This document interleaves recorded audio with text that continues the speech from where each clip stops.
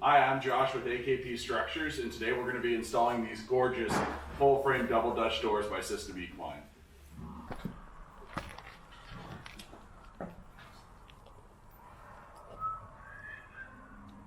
I'll put the other two on the other side, Josh? Yep, I'm just trying to see how it goes.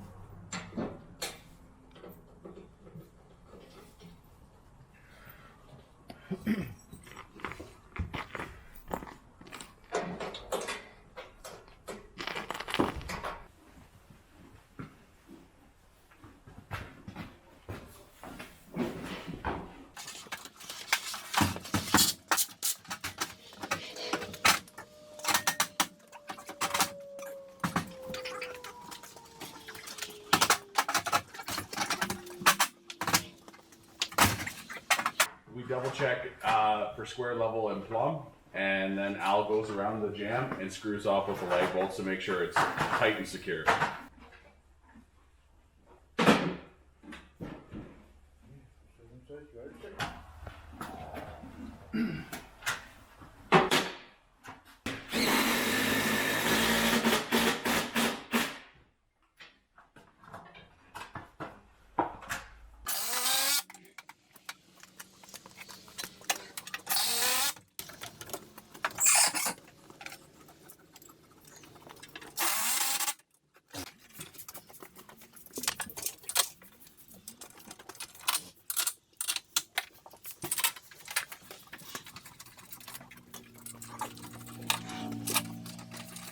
The most important part with attaching the door hardware is making sure the acorn net is on the bottom.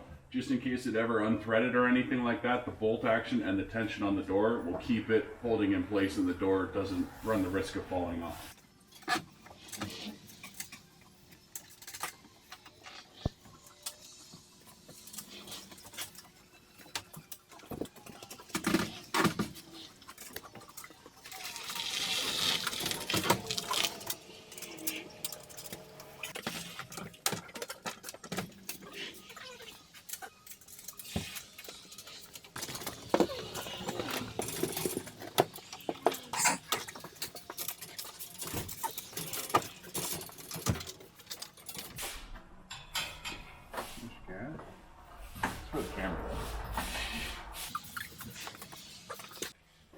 Before I start adjusting the door, I want to double check the reveal across the top and down the side, and then also flush from the door jamb to the door face to make sure that it's smooth and flat and there's no edging.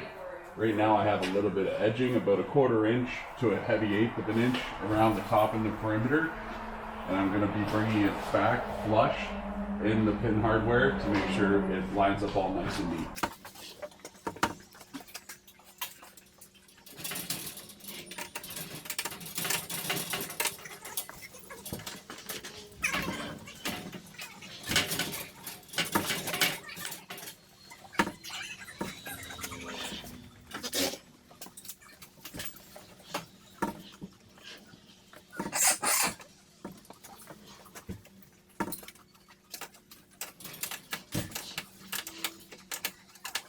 Now adjusting the bottom one, you can see that the top gap between the jamb and the top of the door and then the bottom is out of square or out of level.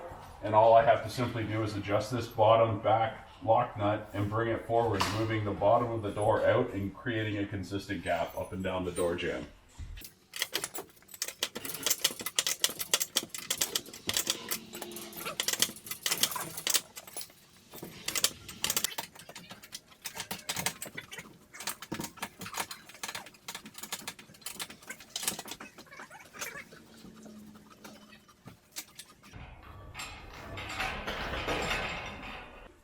Closing all 4 doors, you can see that you have consistent gapping across the up and down and the left and right. And that's just by simple lining up the doors with the lock nut hardware. It's a bit of a trial and error process to get it bang on perfect, but when you have someone outside pushing the door in, you have a nice flush finished product. And just by tweaking the bolt in and out on either the top or bottom, you're able to create a consistent spacing in between all 4 doors. So now we're going to be installing the weather stripping track and the door lock hardware. As you can see, the female attachment is on the top, going on the bottom side of the top door to create the magnetic lock insert to be able to pop up when the top door closes.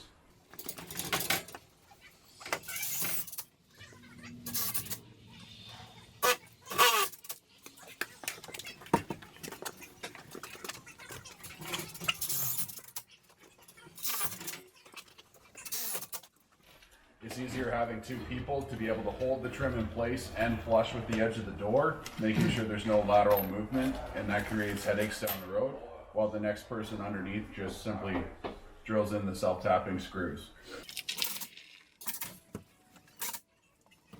Now the most difficult thing some people have is when installing the sill angle plates or the L brackets is putting them on the wrong doors.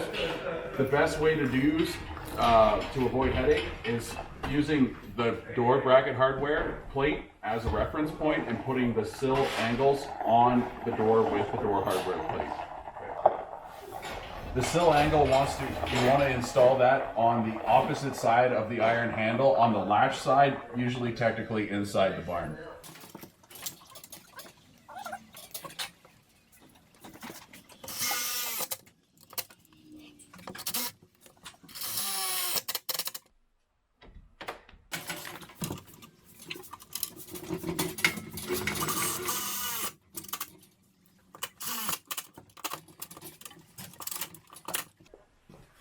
Now the important part about putting these screws in here, we use the Red Robinson self-tapper screws because the Phillips head screws strip very easily, and then these are consistent and used throughout the rest of the door construction.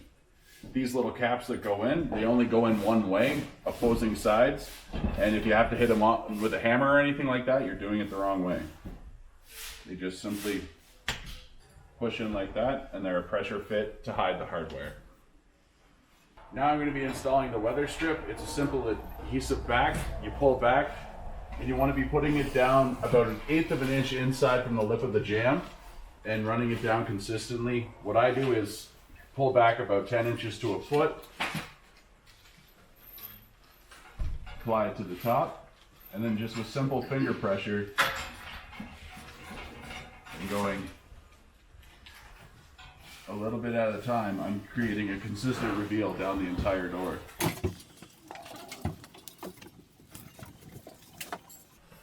A good tip for this stuff is using it in the cold like we are today. Sometimes the adhesive doesn't stick very well, and you'll want to warm it up inside the cab of a truck or inside a warm building for a little bit so the glue sticks properly.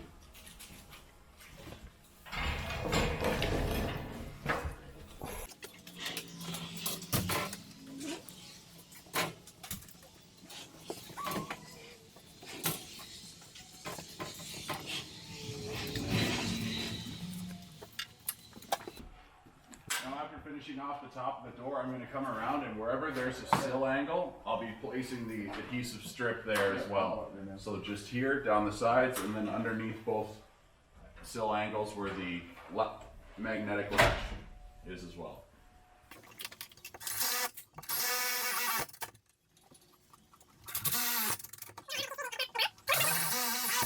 The most important thing about installing the spring latch is not installing this screw right here. As you can see, it's tempered glass right behind here. If you do install this screw, you will be calling for a replacement panel.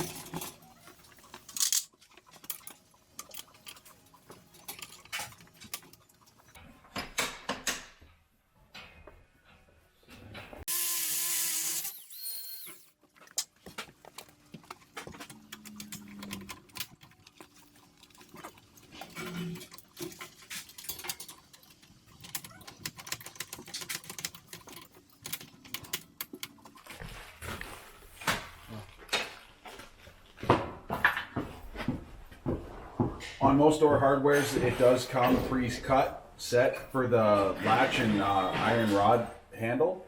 If it does not, and it's sticking out a bit further, you may need a grinder on handy like Alex did to cut it to length.